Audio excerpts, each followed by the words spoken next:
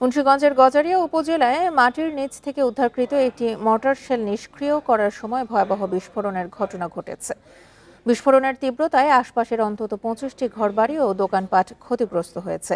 মঙ্গলবার রাত 8:30টার দিকে উপজেলার আড়ালিয়া গ্রামে এই ঘটনা ঘটে। পুলিশ জানায়, সোমবার উপজেলার আড়ালিয়া গ্রামের একটি জমিতে স্ক্যাভেটর দিয়ে মাটি কাটার সময় একটি অবিস্ফোরিত মর্টার শেল দেখতে পায়। খবর পেয়ে মঙ্গলবার রাতে সেনাবাহিনীর একটি বোম ডিসপোজাল ইউনিট মর্টার শেলটি নিষ্ক্রিয় করতে ঘটনাস্থলে যায়।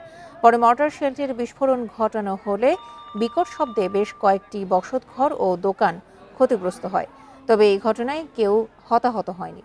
এ ঘটনায় এলাকায় আতঙ্ক ছড়িয়ে পড়লে এক পর্যায়ে বোমা ডিসপোজাল ইউনিটের সদস্যদের অবরুদ্ধ করে রাখে স্থানীয়রা। পরে পুলিশ ঘটনাস্থলে গিয়ে তাদের উদ্ধার করে।